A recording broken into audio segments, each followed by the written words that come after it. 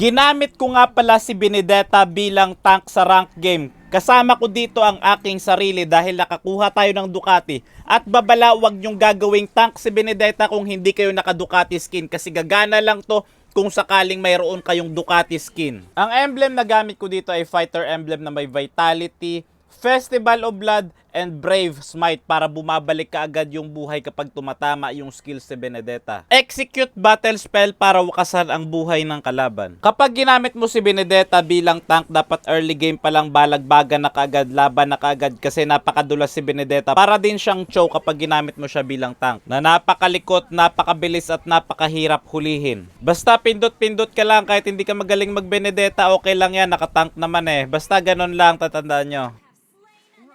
Ang tank Benedetta ay maganda rin pang zone out sa marksman or assassin na jungler ng kalaban katulad nito.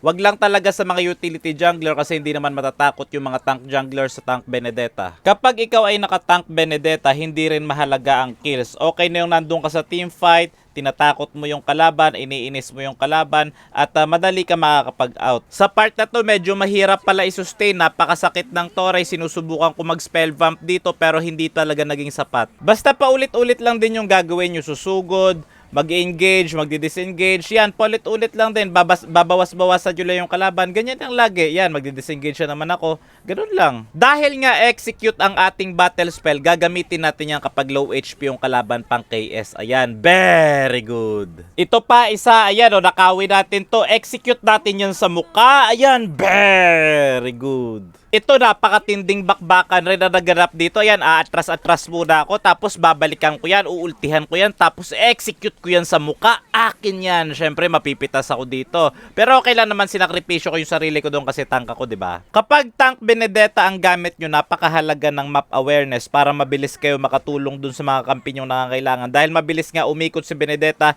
dahil sa mga skills na meron siya, dapat makatulong kayo sa mga team fight. Ayan, katulad nyan. Dapat talaga may map awareness kayo. Ayan, magbabakbakan dito at makakatakas tayo. Pipitas lang tayo tapos makakatakas na tayo. Dapat mag-push rin kayo kung sakaling kulang yung kalaban kasi napakahalaga na mabasag nyo ang third tower. Dahil kapag nabasag nyo ang third tower, magiging mas malaki ang inyong mga minions at napakalaking advantage ito, lalong-lalo na ang mga minions ay may kakayahang mag-push. Dahil nga napakabilis ng isang Benedetta at makunat pa dahil nakatank, hindi nila ako basta-basta mahuli at nabibigyan ko sila ng pressure kung sakaling gusto ko mag-push sa sideline. Masyadong naging malalim ang kalabang Granger dito kaya nabigyan ko siya ng pagkakataon upang parusahan. Ayan, may execute ko pa yan sa muka. Ayan, napakasarap. Very good. Dahil nga nagkaroon ng pagkakamali yung kalaban doon, ay pwede na naming tapusin ang laban. At ito na tatapusin na namin. At wag niyong kalimutan i-follow si Professor Joseph at ang aking mga kasosyo na sina Radiant Visions at Gaijin Gaming. Maraming salamat po. Sana i-follow niyo po sila.